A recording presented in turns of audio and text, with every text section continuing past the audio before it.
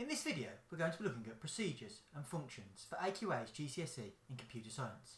This is part 2 of a 2-part video. Let's recap what a subroutine is. A subroutine is a block of code that has a unique name. Subroutines are used to break down large problems into smaller, more manageable tasks. They reduce repeat and duplicate code. They allow for easy reuse of code within the same program or within another program. They allow multiple users to work on the same program at the same time. It increases the speed of development and makes code easier to debug, maintain and improve.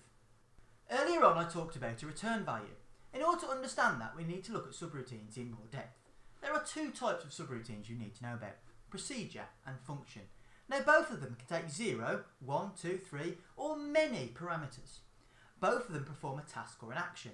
The key difference is that a function returns a value. So what do I mean by that? So here in this example I've got my main program at the bottom. If I was to call a procedure, I may or may not pass it parameters. Inside of the procedure, the task or action would be completed. However, no information would be returned back to the main program where it was called from.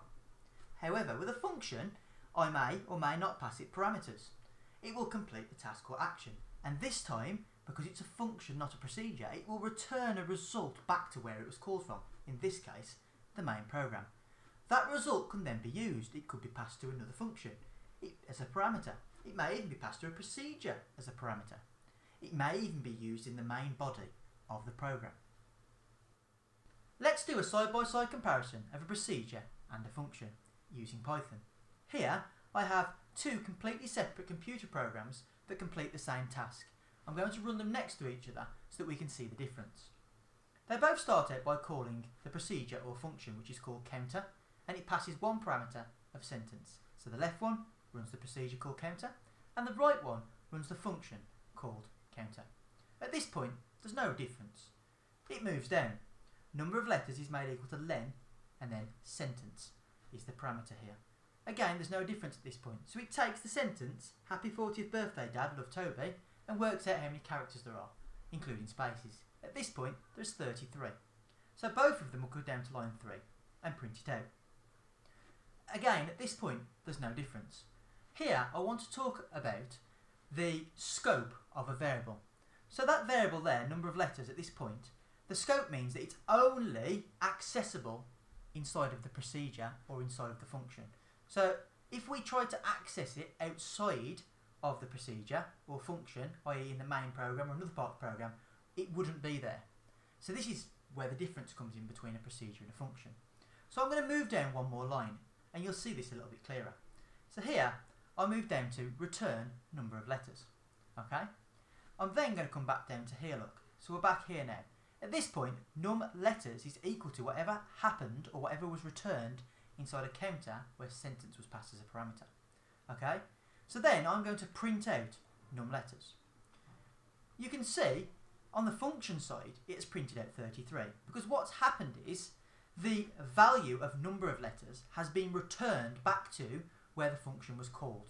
Okay? So number of letters has become equal to the returned value, so therefore I've been able to access it outside of the function. This is great if I want to be able to pass it into maybe another function or maybe into a procedure or maybe use it within the main body of the program. You'll notice if you look at the procedure, when I've printed out num letters, it's gave none. This is because procedures don't return a value, so therefore it returned nothing, hence printing out none. In fact, the way I've wrote that there on the procedure side is not really the correct way, because you wouldn't make a variable equal to the contents of a procedure because it doesn't return any values, so it's pointless. In fact, the correct way to write it should have been like this. So the procedure still completed the same task or action, however, it doesn't return a value back to the screen. And as you can see now, it would not print out none. Okay? And that's the key difference. So a question I get a lot is, I don't see the point in a function. If a procedure lets me print out the values inside of it, why would I ever need to return the values using a function? Well, I'll show you now. It's actually really, really powerful. So here, look, I'm calling counter and I'm passing in sentence. Now we know that counter is a function because it's got a return value. So we go inside here and we run, from line 1, we run the function. And eventually, when it's gone all the way through that function, it returns number of letters. It returns it out of the function back to where the function was called. so it returns it to here. Okay, so num letters becomes equal to the return value from counter when sentence was passed. So at this point, num letters will be 33.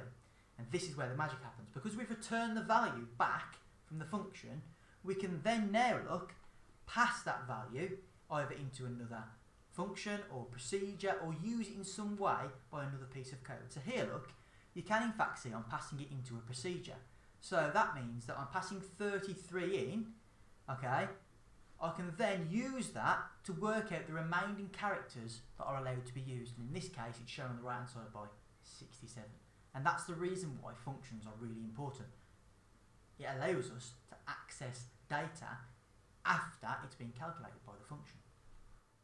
Something else for you to know is that Python already has a lot of built-in functions, and you use them without even realising. So as you've been learning, you may have used things like input, int, len, or a lot of these to be honest with you. Now we've used len in some of my examples. Now that's a built-in function. Rather than me having to define and teach the computer program how to count characters or letters, etc., okay, somebody has already wrote that function and I'm able to use that function by just calling it. And these are what we call built-in functions. The difference between the ones you write and built-in are, when you write def, that's user-defined, the programmer creates it, and the built-in ones somebody else has created for you to use as you please. You can gain access to the full list of them by going to the link at the bottom of the screen. The way I was taught to remember the difference was by using a fridge. And I know that sounds really, really weird, but it actually makes it really easy to understand. This fridge here keeps your food cold, but it doesn't tell you about it. It keeps your food at a correct temperature so it doesn't go off. This fridge here does exactly the same, but the whole time it's showing a display on the screen saying I'm 3 degrees or I'm 37.4 degrees Fahrenheit. Okay? It points out the result. So the function is returning the result. So this fridge here is using the function because it's constantly telling me the temperature, whereas the one on the left isn't because it's doing the same job but it's not telling me about it. Let's recap what a subroutine is. A subroutine has its own unique name. Subroutines are used to break down large problems into smaller, more manageable tasks. They reduce, repeat, or duplicate code. They allow for parts of the program to be reused easily. Multiple people can work on it at the same time, and this increases development speed. And the code is easier to debug, maintain, and improve. And the two types of subroutine that you need to know are procedure and function. Thank you for watching. I hope you enjoyed that video. Please remember to check out our other videos within our playlist.